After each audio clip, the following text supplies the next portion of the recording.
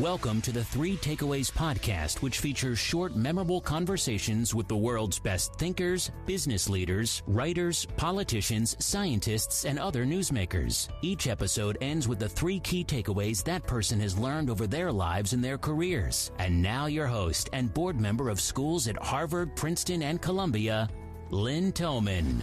Hi everyone, it's Lynn Thoman. Welcome to another episode.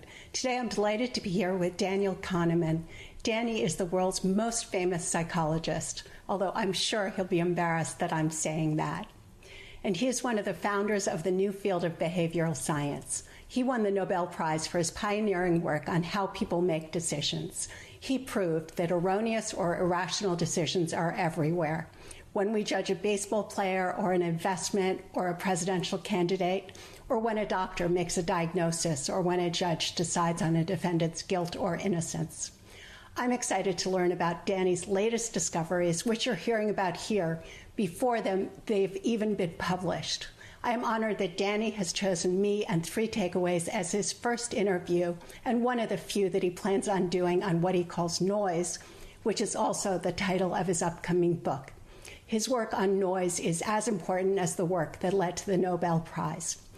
Danny's going to tell us about his new insights on how our minds deceive us, both in our everyday lives and in our professional lives. His ideas will change the way you think about yourself, how you make decisions, and how you look at the world. Hi, Danny, and thanks so much for being here today. My pleasure. Danny, two formative experiences in your life were growing up in Nazi Germany and hiding from the Nazis in barns and chicken coops, and your experience many years later as a 20 or 21-year-old in the psychology unit of the newly formed Israeli army. How did those experiences shape you and your interest in psychology? I wasn't in Germany, actually. I was in occupied France during World War II. It wasn't as bad as being in Germany, although it wasn't good. There is a story that's something that happened to me as a child, which for some reason seems to have some resonance. And it is the experience of, at age 7, living in Paris under curfew for the Jews and wearing a yellow star. I was playing with a friend at a friend's house and I forgot about the curfew. It was too late. And so I put my sweater inside out and I went home. Close to home, in a place that I actually remember and I revisited a few years ago, there was a German soldier walking, facing me. He was wearing the black uniform of the SS, which was the worst of the worst. We approached each other. There was very little I could do to avoid it. And when we came close, he beckoned to me. He called me and I approached him and he picked me up. I was terrified that he might see inside my sweater that I had a yellow star, but he didn't. He hugged me and he put me down and he took out his wallet and he showed me the picture of a little boy and he gave me some money and we went our separate ways. I tell that story in part because there was something that might have been my tendencies and certainly the atmosphere in my family, that people are very complicated. And I remember that people are very complicated. That incident sort of symbolized that here was this man who would just as soon have killed me, but he saw me as his son, picked me up, and the complexity of it, that impressed me very deeply. One episode. It didn't make me a psychologist, I'm sure, but it's when I think about what did make me a psychologist, it was an abiding interest in this complexity of human nature, and that I think I had when I was a child, and it stayed with me all my life. That was the first experience that you asked about. The second one is I went on to study psychology, and this was pretty obvious that this was what I should be doing. I was in a unit of the Israeli army, which is called the academic reserve. That meant that our service was deferred, like the ROTC. Took officer training during the summers. At the end of my BA, I went in to serve. And I served in the infantry for a year, and then I served in the psychology unit of the Israeli army. The main thing that I did during my service, I was tasked with something that a 22-year-old should be asked to do, but I was tasked with setting up an interviewing system for the recruits in the Israeli army. I constructed an interview which was different from the way that the interviews were being done. And it was different because it was not oriented to clinical intuition. It was oriented to the collection of facts and to reliable ratings. So the focus was on reliability. It turned out that interviewing system was a success. I did that in 1956. Lieutenant Kahneman wrote a report on this just before I finished my service. This interview stayed virtually unchanged at least 55 or 60 years. I don't know, I haven't checked for the last decade, but about 10 years ago, they were still using it. And more important to me personally is that the work that I've been doing in recent years and the book that we've finished writing, the main recommendation that we come up with at the end of the book is very much in the spirit of what I did as a 22-year-old setting up the interview for the Israeli army. I'm finishing my career very much in the same idea with which I started it. Can you tell us more specifically, if it's not classified, what a couple of the screening criteria are for the Israeli military that were so important that they used it for 50 plus years? Well, the interview was supposed to assess the recruits' personality and to what extent were they suitable for combat duty. There were some traits. If you drew up a list of the important traits, you would come up with essentially the same list that I did, whether somebody is responsible and reliable and sociable. And these were all male recruits, so there was one trait that was called masculine pride, effectively macho. And it was a list of 6 traits. The idea of the interview sounds very elementary, but it's not typical, actually, of interviews, was that people were supposed to ask factual questions about each of these topics and then produce a rating for the topic before moving on to the next, so that the ratings were as independent from each other as possible. So that was a feature. And I can tell you more about that because there was another idea which permeates my current work. What we did in the interview, I was effectively trying to suppress clinical intuition. I was asking the interviewers, who were 20-year-old, but they had been trained for 2 months as interviewers, and I was asking them not to try to form a general impression of the soldier, but to do something completely different and actually a lot more boring, to ask factual questions and then summarize the factual questions in a rating. I had a near mutiny on my hands, actually. I still remember that they were used to do clinical interviews and to applying their clinical intuition to try to do the same thing, to figure out if the recruit was suitable for combat duty. They complained that I was turning them into robots. And I offered a compromise, and the compromise was that they should do exactly as I had told them, that is, collect the 6 ratings and so on. But then they could close their eyes and have an intuition. How good is this recruit going to be as a combat soldier? And it turned out that whereas the previous clinical interview had very little validity, the intuitive question at the end of the interview, much to my surprise, was actually very useful. The conclusion from that, which I've been thinking about a lot in very recent years, has been that you don't want to suppress intuition, that you want to delay it. You want to delay it until you have the facts, because if you have intuitions prematurely, they're likely to be wrong. That's both my experience in the army and what I learned from. I can see the tie-in to your current work on noise. Before we talk about noise and your most recent discoveries, can you tell us briefly what some of your most important findings have been? You mean over my whole career? Yes. It's a very long career. Better that you summarize what you feel are your most important findings than I do. Clearly, the most important work I ever did, I did in my collaboration with my friend and colleague Amos Tversky, starting in 1969 and going on for about 12 years.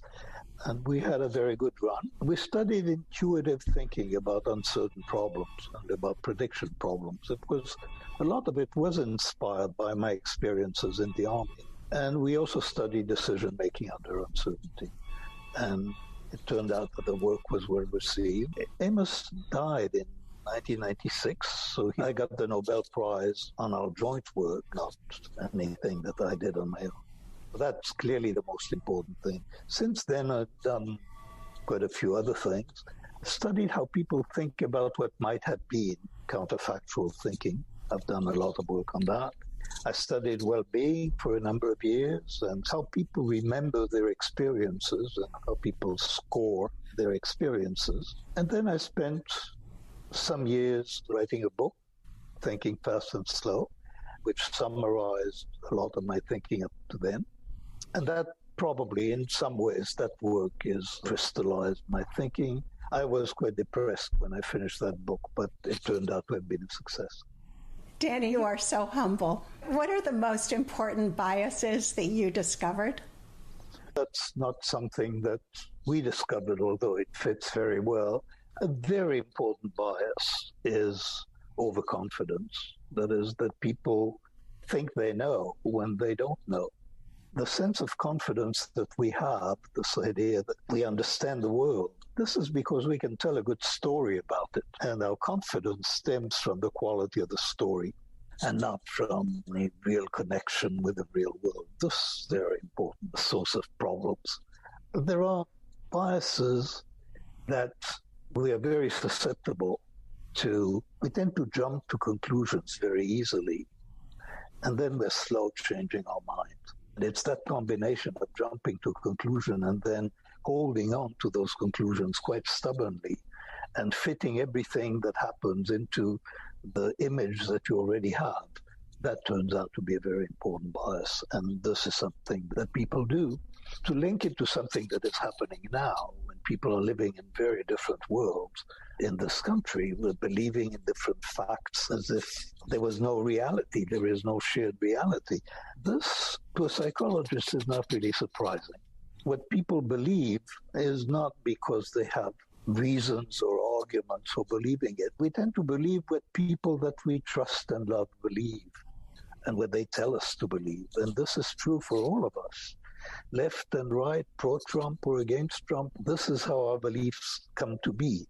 This is why arguments have very little effect, because we do not believe what we believe because of arguments. We believe what we believe for completely different reasons.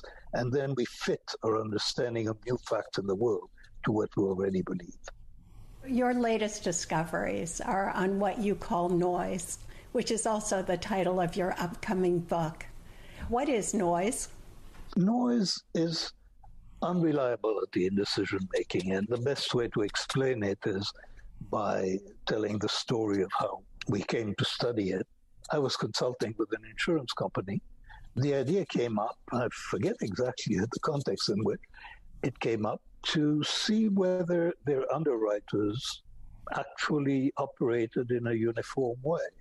In order to do that, they constructed cases, very realistic cases, with a lot of information in them. They had about 50 underwriters who put the dollar value on these cases, what are the appropriate premium. What happened that was interesting was I talked to executives in the company, and I asked them a question, which it turns out you can ask almost anybody. In a well-run company, when people are making dollar judgments, you don't expect people to agree perfectly. But what is a reasonable range? What is the difference in percentage that you expect if two random professionals evaluate the same case? And that turns out to have a very common answer. People think 10% is tolerable and about reasonable. The pessimists say 15%. But the true answer for those underwriters was 50%, 50. There was a lot less agreement than anybody expected. And it turned out that that was true also among claims adjusters, and it turns out that it's true as well wherever people make judgments. Professional judgments, when it's really judgment and not computation, but where judgment is involved, turns out to be extremely noisy in the sense that different people faced with the same training and the same organization, faced with the same problem, give very different answers. And what makes the problem interesting is that the executives and the people themselves are barely aware that this problem exists. In the case of the insurance company, it came as a complete surprise. I'm sure it must have been shocking for the insurance company. It was, but people get shocks of that kind and then they forget them. You can be shocked and this is very bad news, but unless you have an easy solution that you can apply, then you forget about the shock. Is there noise in other fields like criminal justice or doctors or? It turns out that the best established demonstration of noise was in criminal justice. One of my co-authors is Cass Sunstein, who is a famous jurist, and he knew the story of Judge Frankel, a famous judge who in the 1960s and 70s railed about the fact that sentencing is a lottery, that the sentence that the defendant with a particular case coming before a judge, there is no telling what the sentence will be because sentences are hugely variable. And indeed they are stunningly variable. The idea that there is noise had been discovered before. It turns out that the fact that you could demonstrate noise by showing judges cases, the same cases, and having them suggest sentences for these cases, and the variability is enormous. In the sense that when a defendant faces a judge, at least in the experiment that we looked at, where the average sentence for crimes where the average sentence would be 7 years in prison, fairly severe crimes, but it's plus minus 3 years. The lottery is intolerable in the sense of real injustice, and it's not even the worst. People who ask for asylum face a lottery that is even worse, where depending on the judge that they encounter, their chances of being admitted could be 10% or 90%. A complete lottery. And you have lotteries of that kind in the patent system, you have lotteries of that kind in the foster care system, you have lotteries of that kind in hiring, you have lotteries of that kind in performance evaluation, and in medicine, there is a lot of noise. Our conclusion was, wherever there is judgment, there is noise, and there is more of it than you think. That's our motto for the book. That's how the book began. Many people would say, sure, there's going to be a lottery in an area like psychiatry. But what about what people consider harder medicine, say pathologists or oncologists or radiologists? It turns out that radiologists are very noisy. It's a real problem in radiology. You present the same X-ray, you can do what we call a noise audit with radiologists. That's very easy to do. You present the same X-rays to multiple radiologists. The level of disagreement is really shockingly high. It's not that they don't know anything, they do. But if they disagree 15 or 20% of the time, that's a high rate of disagreement. And furthermore, they disagree with themselves. You can show the same radiologist the same X-ray on multiple occasions, and they're not going to see the same thing in the X-ray. So there is a lot of noise in radiology. There is noise in certainly oncology. Of course, there would not be noise in deciding whether somebody is a diabetic because there is a test and there is a number, and if you're beyond that number, you're a diabetic. But there is a lot of noise in medicine. I was so surprised that the same doctor would give a different diagnosis or can come to a different conclusion based on seeing the same data a second time. The data are complex. When you're looking at an image, there is just a lot to see. You cannot see everything. Your attention will be drawn to something, and your interpretation will depend on where your attention went. And if your attention goes elsewhere, the next time you see it, you could easily come up with a different conclusion. Now, when it comes to judges, we know some of the factors that affect them. Mood affects them.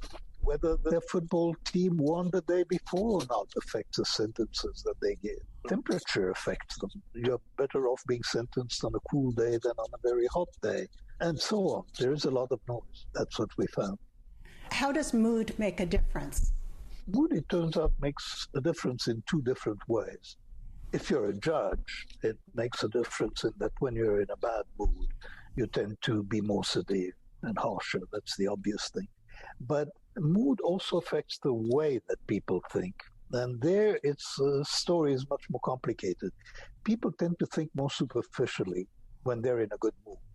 And they're more susceptible to their own intuitions. And there is something that we call sensitivity to bullshit. It's a technical term.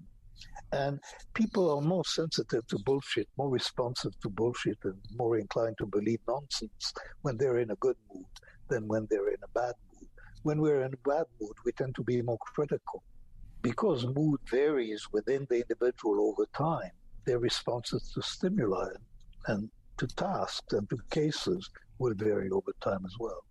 You said the time of day makes a difference. What difference is morning versus after lunch or late in the evening? Well, that's been studied with judges and it's been studied with physicians. Those are studies that I know. So there is clearly a difference in the prescription that physicians write early in the day and late in the day. They are more inclined to prescribe painkillers and antibiotics late in the day. And you can see why. It's sort of a lazy thing to do. And when you're tired, prescribing antibiotics is the easy thing to do, and prescribing painkillers, if you're asked, then it's harder to resist and it's not worth the effort. So you prescribe more painkillers. Those are differences. Judges, the suggestion is that they are in a better mood after they eat than when they're hungry. You're better off with a well-fed judge who is happy and in a good mood.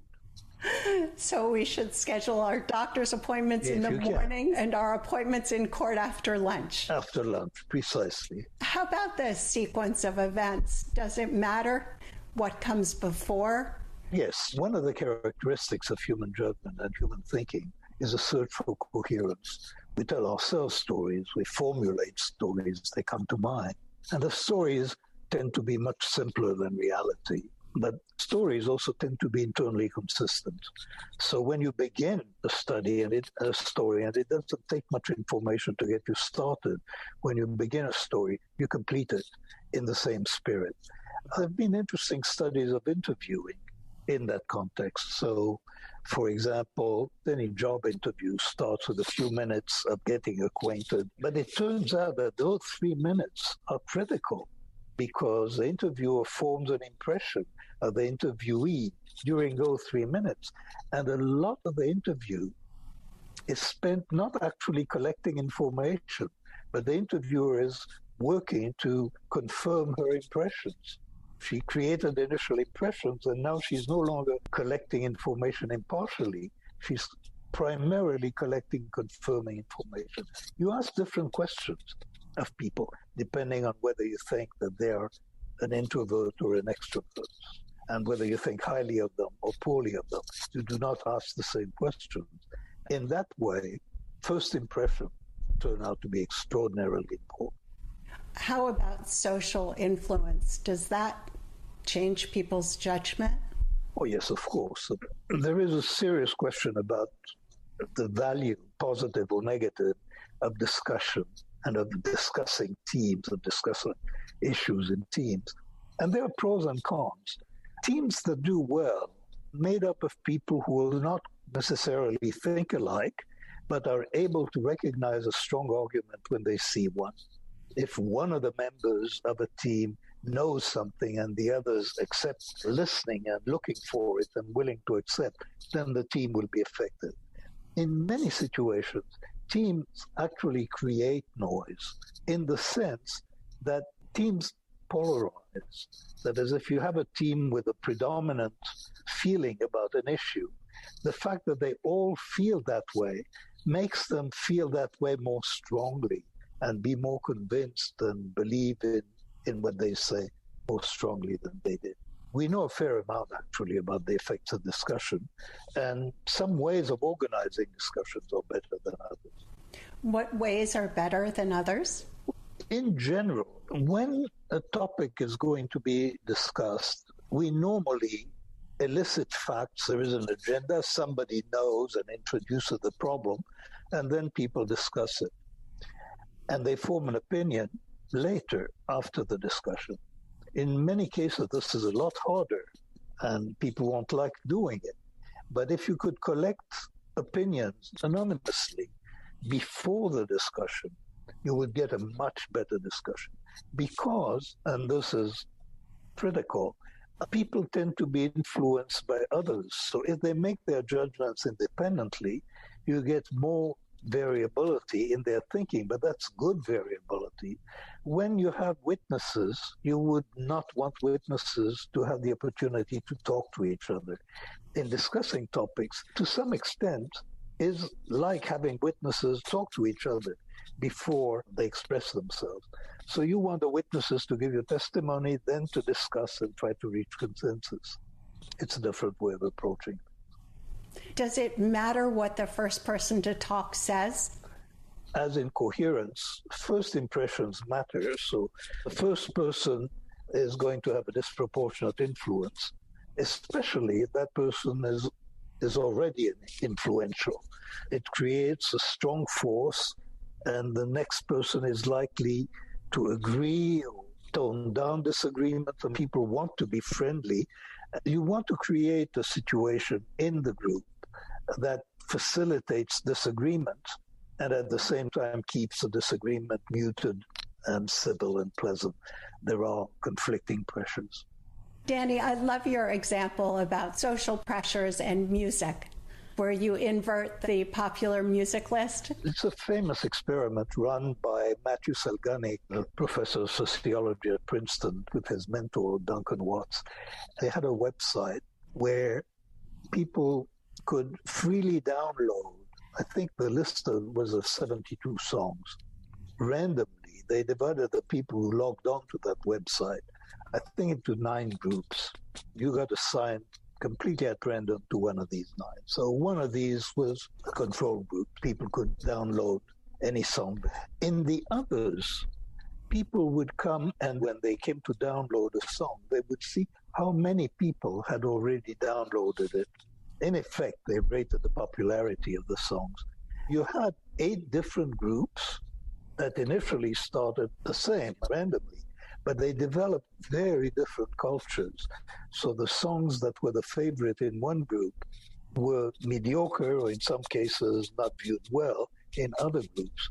Actually, the disagreement among the groups was stunning.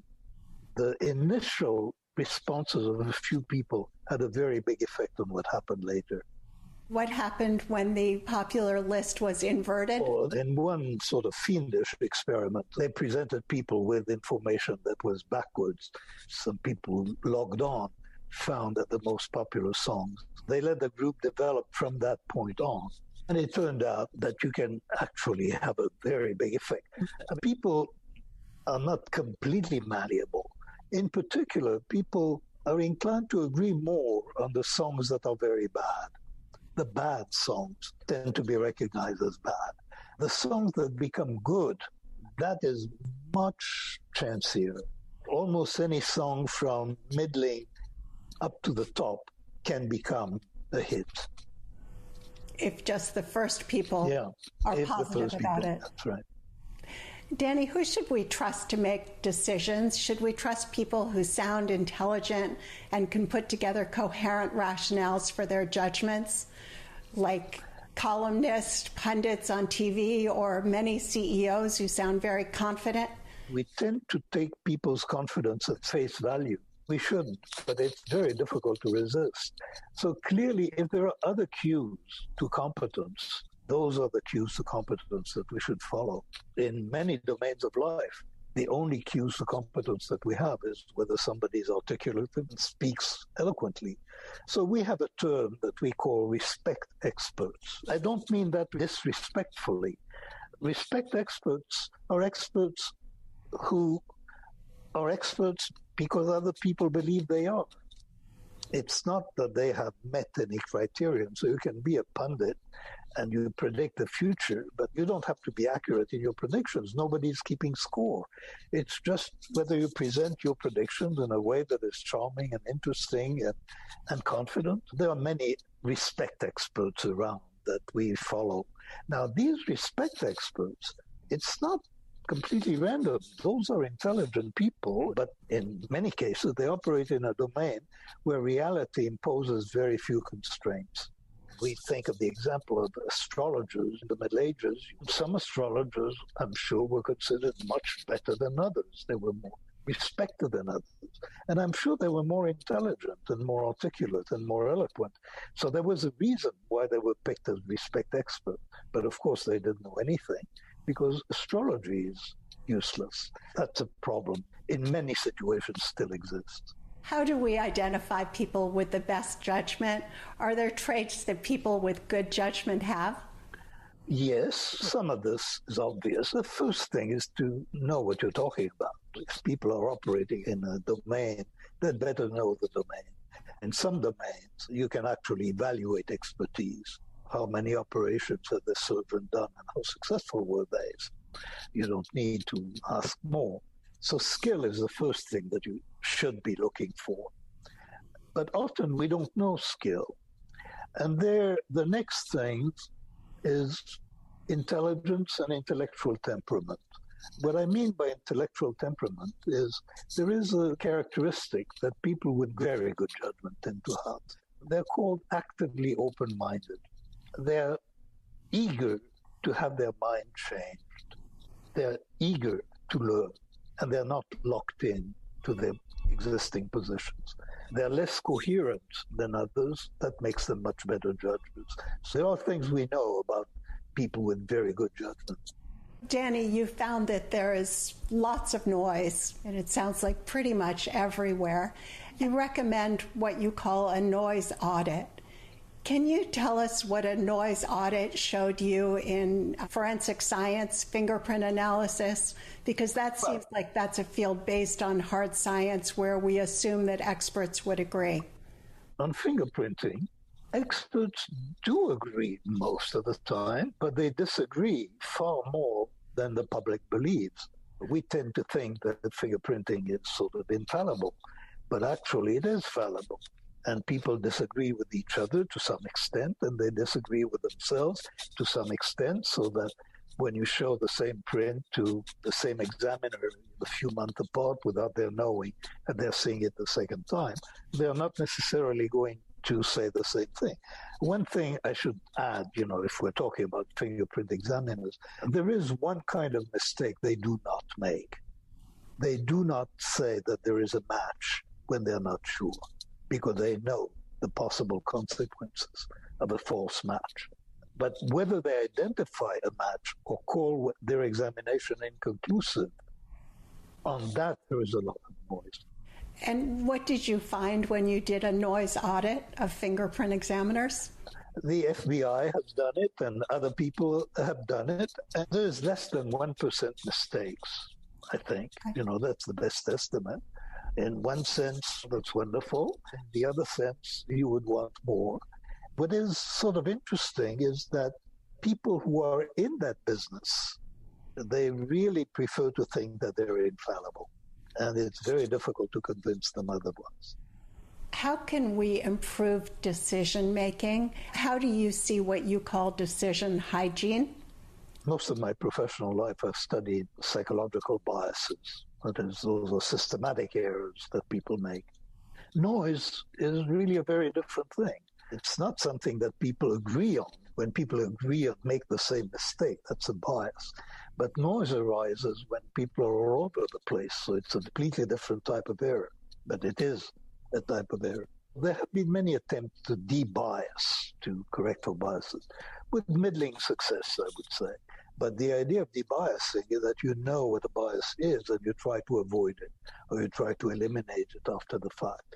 What we are thinking about, what we call decision hygiene, are steps that you can take in making decisions that will make it less likely that you'll make a mistake without knowing what the mistake is that you will avoid. And this is what hygiene is. cleanliness. That is, when we wash our hands, we do not wash our hands. Maybe during the COVID period, we know what we're trying to avoid. But most of the time, we just wash our hands. And we avoid all kinds of germs that we know nothing about. To the extent that we're successful, we will never know what infections we avoided.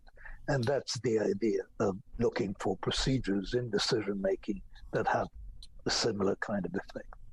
Can you give some examples of what would be included in decision hygiene? We advise a way of thinking about problems, which is very similar to what I was saying earlier about the interview in the Israeli army, which is to break up a problem into pieces or elements that you can evaluate in a fact-based way, independently of each other. So break up problems is one general approach to decision hygiene. Keeping parts of problems independent of each other and keeping individual judges who are cooperating as a team independent of each other. Those are hygiene recommendations. So people don't influence each other. So people don't influence each other. Delaying intuition is a hygiene recommendation. Most of us live with the unquestioned belief that the world looks as it does because that's the way it is. And we assume that other people view the world much the way that we do. But is that true? We have that belief whether it's true or not. Quite often it's an illusion. We feel much more confident that our perception of the world is correct than we have any business being. We feel more confident because we have that sense that the world is just as it appears to be.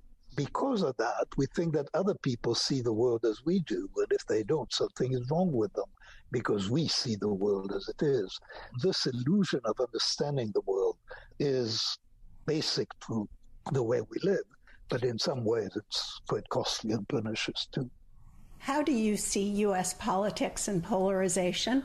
I don't have anything novel to say about it. It is a very extreme example of the resistance of people to facts that threaten their prior views. You now have the population in the U.S. divided into camps that have completely different beliefs. You cannot even imagine how you would change minds on this. Now, each of us is so convinced that we are in the right that our only question is how to convince the other side. But that exercise of how to convince the other side, we come up with very little. This is a very extreme example of the search for coherent explanations and coherent stories sort of gone pathological and influenced by this echo chamber of social media, which means also that people select the facts to which they're exposed. This is very different from the way it was when there were 3 television channels 50 or 60 years ago. And there was a fair and balanced doctrine, I think, where they were supposed to present several sides of each issue. This is gone. Now you can choose to listen to a channel or to be on media and to hear what you want to hear. One of the worst things I heard in that context, I think it was in the film Social Dilemma, was that when you Google the word climate change in different areas of the country, you're not going to get the same response. There are areas of the US where when you look for climate change, you get hoax, comes up very high. People hear what they want to hear. Before I ask you for your 3 takeaways, is there anything else you'd like to discuss that you haven't touched upon already? No, we've covered so many things. What are the 3 takeaways that you'd like to share with the audience? Those are things I already said. I think my first takeaway of the work that I've been doing recently, there is noise. My second takeaway, there is more of it than people think. It's hard to detect and it's hard to see. And the third one is that there are ways to improve our judgment and decision-making that we haven't tried before or that we haven't thought about before in quite the same way as you do when noise is on your mind. Danny, thank you for our conversation today and for sharing your discoveries with me on 3 takeaways as your first interview on noise and one of the few interviews you plan on doing. Your discoveries on noise will change how I think about myself, how I look at the world, and how I make decisions. Your book, Noise, is also terrific. I really enjoyed it. Thank you again. Thank you very much. If you enjoyed today's episode and would like to receive the show notes or get new fresh weekly episodes, be sure to sign up for our newsletter at 3takeaways.com or follow us on Instagram, Twitter, and Facebook. Note that 3takeaways.com is with the number 3. 3 is not spelled out. See you soon at 3takeaways.com.